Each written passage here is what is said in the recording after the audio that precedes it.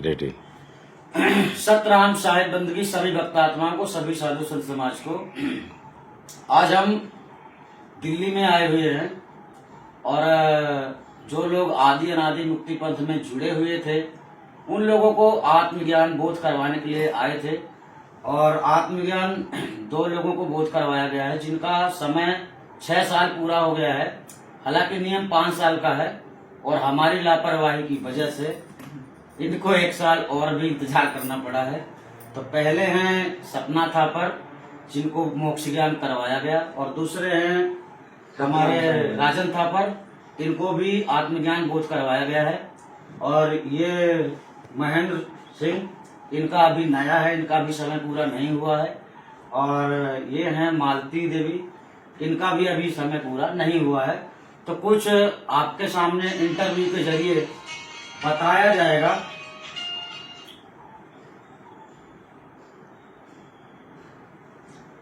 ये जाएगा कि वास्तव में भक्ति के मार्ग में भटकने वाले सभी लोगों को यह समझना चाहिए कि भक्ति मार्ग में हमें जरूरी क्या है, जो करना चाहिए और क्या नहीं करना चाहिए। यही सारी बातें हम समझाते हैं और सब लोग इस दुनिया में अपने अपने हिसाब से ज्ञान समझाते हैं और लोग अपने अपने हिसाब समझते हैं। लेकिन आज यही जानना है कि सार शब्द की बातें सब लोग कर रहे हैं और सार शब्द है क्या आप लोग नहीं जानते। इस कारण से किसी के भी सत्संगों को सुनकर उसे मान लेते हैं और उसी के बताए मार्ग पे चल पड़ते हैं।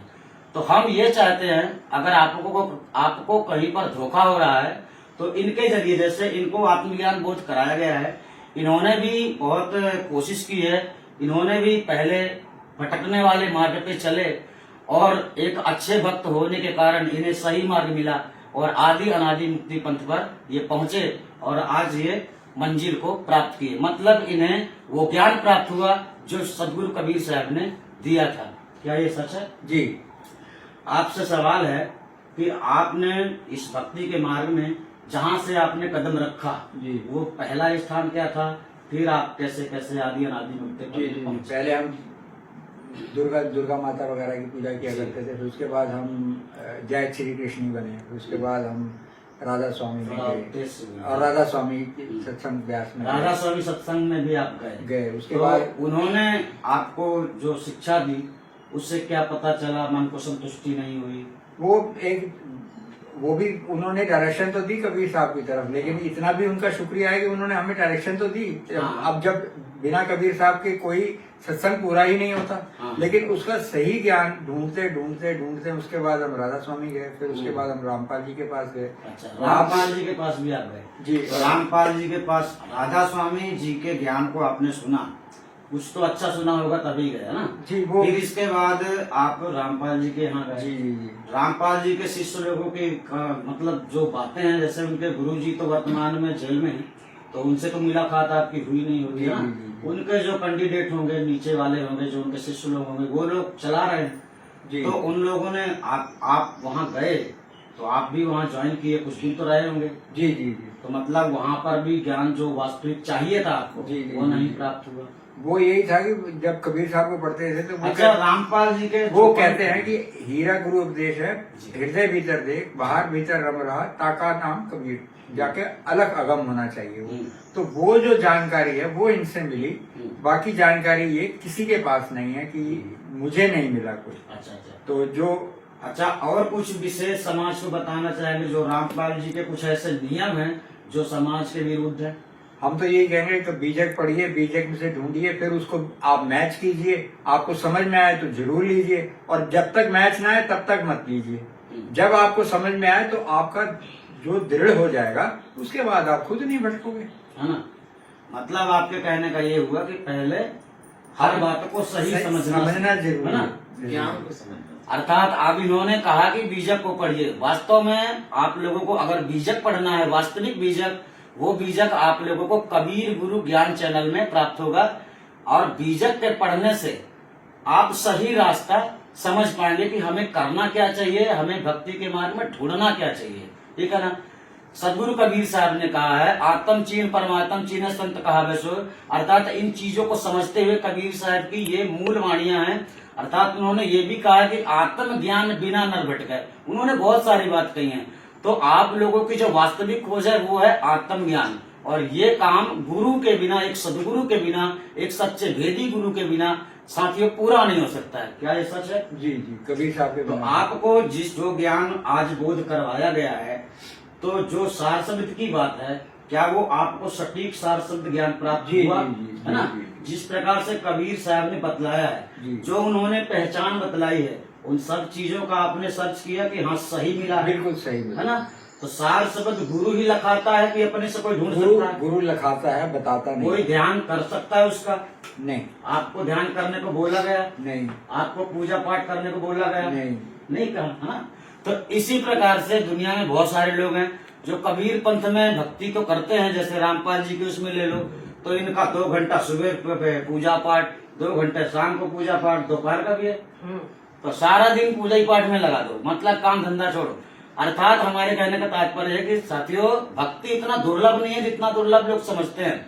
अगर आपकी इच्छा है और लगन है तभी इस मार्ग में उतरना चाहिए, ठीक है ना? अगर आपको कोई लालच दे रहा है कि हमारे गुरु की शरण में आ जाओगे तो तुम धनवान हो जाओगे, तो इस प्रकार के लालच में आपको किसी भी गुरु की शरण में नहीं जाना। क्या सच है? बिल्कुल ठीक है ना? अब आप अपना बता दीजिए, आप मतलब आप भी जुड़े आदि अनादि मुक्ति पंथ में, आप कब जुड़े? सतनाम साहिब। हाँ सितंबर 2023 में जुड़ा मैं जी।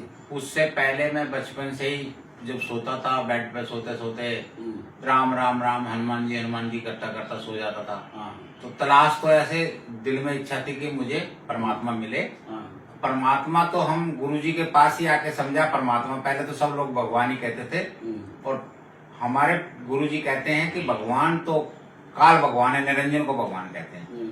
तो इसलिए हमें पता लगा कि परमात्मा कौन है, क्या है। और फिर जब हमारा अभी समय पूरा नहीं हुआ, तो हमें जब गुरुजी ज्ञान करवाएंगे, तब हमें समय जब पूरा होगा तब हमारे गुरुजी ज्ञान करवाएंगे। और हम 57 साल तक ढूंढते रहे कि हमें भगवान मिले, भगवान मिले, भगवान मिले।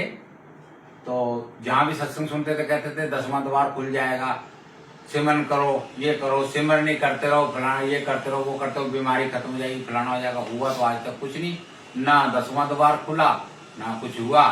मगर अब जब मैंने सितंबर में 5 दिन गुरुजी के सत्संग सुने, आदि अनादि मुक्ति पंथ वालों के, तो 5 दिन के अंदर ही मुझे बोध हो गया कि भाई हाँ कुछ ना कुछ यहाँ मिलेगा सब चीज। तो 57 साल आपने, अच्छा 57 साल तक में आप यहाँ पहुँचे जी। लेकिन इसके पीछे भी आप कहीं गए होंगे, ऐसा डायरेक्ट यहाँ नहीं पहुँचे होंगे? गया हूँ जी, पहले धनन सदगुरु में था। धन सदगुरु पहले आप, जी, है ना? जी। वहाँ भी आपको वो हिसाब थोड़ा अलग लगा?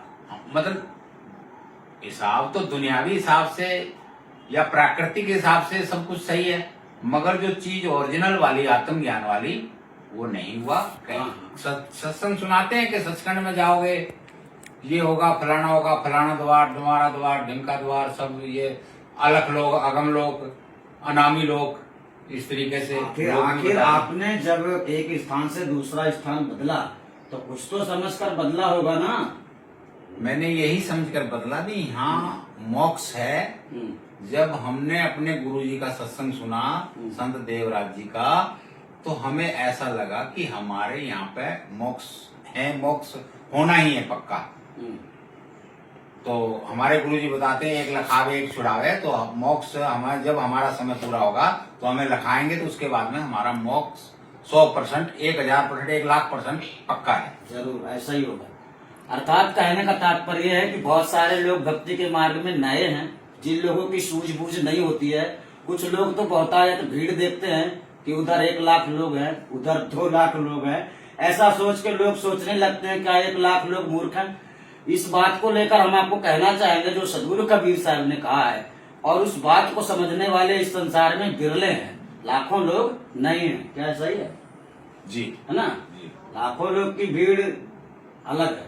अर्थात 6 करोड़ राम रहीम जी से 6 करोड़ जुड़े हुए हैं। हाँ, जहाँ मुक्ति का भेद नहीं है। हाँ। अर्थात धन सदगुरु के बाद आप दूसरे किसी पंथ में गए कि डायरेक्ट फिर यहाँ पहुंचे? पंथ में रामपाल में भी गए जी। अच्छा, आप भी रामपाल जी में गए? हाँ। वहाँ भी कुछ समय दिया? थोड़ा सा समय, थोड़ा मान लो 2 दिन भी दिया तो आखिर दिया ना। हाँ, अर्थात खेच तो लिया था आपको भी उन्होंने, हाँ, है ना? हाँ। और आप तेजस्वी थे, वीर थे। जो भक्ति करने वाले जो होते हैं वो वीर पुरुष होते हैं। भाई वीर होता है जो युद्ध के मैदान में उतरता है, डरपोक थोड़ी उतरता है। डरपोक तो सोचता ही रहता है। मान लो समुद्र के किनारे आपको पार लगाना है तो समुद्र के किनारे से ही डर लग रहा है, तुम पार क्या लगाओगे? जिसको हिम्मत है, जिसके पास मतलब क्षमता है, वो कूद भी जाएगा और पार भी लगा जाएगा, है ना। इसको कहते हैं बहती दरिया प्रेम की उल्टी जिसकी धार, और जो उतरा सो डूब गया, जो डूब गया सो पार, है ना। ये प्रेम की बात है। ठीक है, आपको इतना ही, और कुछ संदेश देना है? संदेश मेरा यही है, आदि अनादि मुक्ति पंथ से जुड़ो। अगर आपको अपनी आत्मा का मोक्ष कराना है, जो परमात्मा में विलीन होना है, तो आप आदि अनादि मुक्ति पंथ से जुड़ो।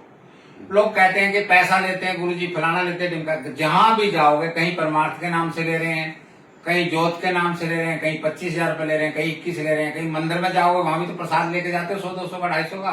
पंडित जी को बुलाते हो तो श्राद्ध करना था, तब भी तो 1,000-2,000 खर्च करवा देता है।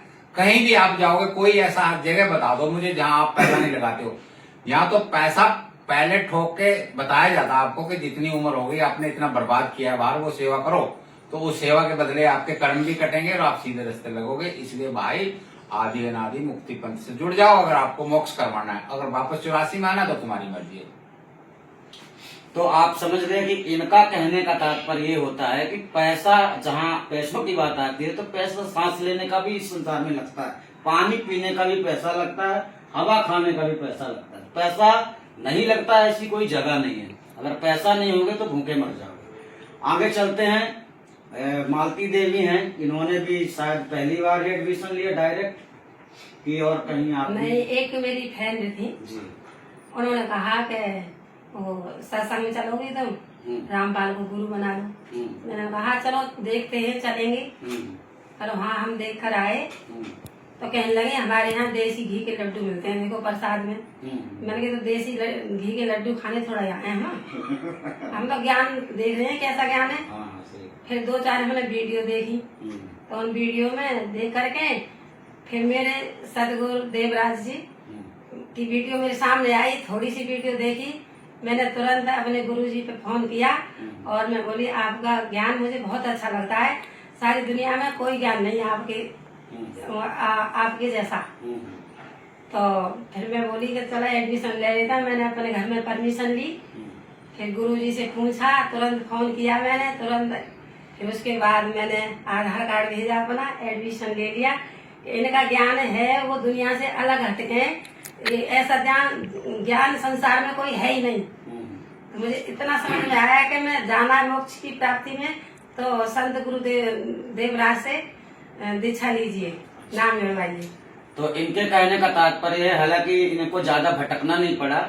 एक बार इनके फ्रेंड ने भी रामपाल जी के शरण में इनको ले गए, लेकिन ये समझदार थे, घी के लड्डू नहीं खाने थे इनको, तो इन्होंने घी को लड्डू नहीं देखे, इन्होंने ज्ञान को देखा।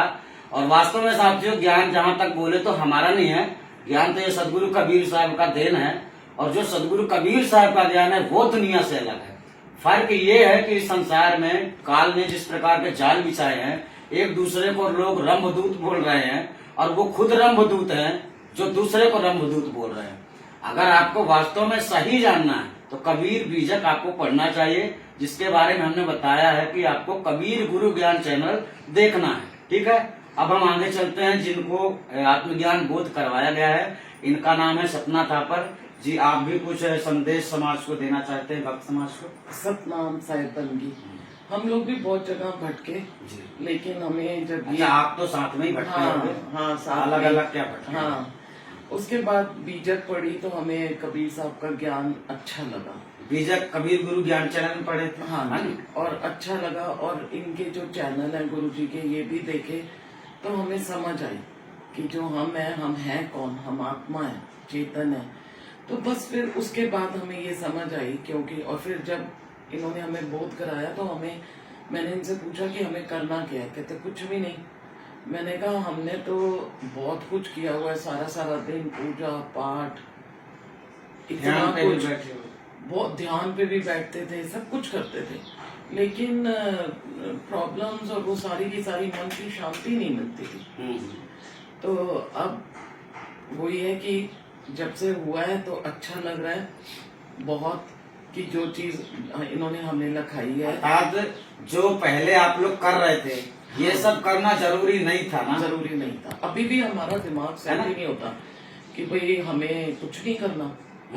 तो ऐसा होता है, कभी कभी तो ऐसा होता था कि 108 बार हनुमान चालीसा भी मैंने पढ़ी हुई है मंगलवार को, क्योंकि जिंदगी है तो दुख कष्ट तो आते ही हैं। तो सबको है। हाँ, तो लेकिन मन की शांति होनी भी बहुत जरूरी है।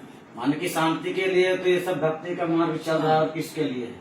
ये यहाँ पर आकर हमें अच्छा लगा। और देखो, बहुत लोगों का प्रश्न रहता है कि 5 साल बहुत ज्यादा होते हैं। ऐसा भी नहीं है, इनका 5 साल से ज्यादा भी हो गया है। और अगर इनके बीच में कोई प्रॉब्लम होती तो हम इनको इसके पहले भी ज्ञान प्राप्त करवाते। यह हमारे आदि अनादि मुक्ति पंथ का नियम होता है। आप लोगों को ऐसा नहीं सोचना है कि मैं 80 साल का हो गया हूँ। आप स्वयं इन लोगों का उम्र देख लीजिए, ये 60 से नीचे कोई भी नहीं है ना? आप होंगे, आपकी बात नहीं। तो मतलब कहने का है कि यहाँ पर पुराने लोग जो होते हैं वही लोग आकर जुड़ते हैं, और आप लोगों की समझदारी है कि आप लोग ज्ञान को समझ पा रहे हैं। अगर मोक्ष प्राप्त करना है तो आपको वास्तविक ज्ञान की आवश्यकता है, ना कि आडंबरी ज्ञान। क्योंकि संसार में बहुत सारे लोगों ने पहले से सब कुछ फैला रखा है, और आदि अनादि मुक्ति पंथ का ज्ञान जो है सबसे अलग है, क्योंकि कबीर का ज्ञान सबसे अलग था। ठीक है, तो आप लोग समझ गए होंगे। हम आप लोगों से फिर मिलेंगे, तब तक के लिए धन्यवाद। आप सभी अपना ख्याल रखना। नमस्कार।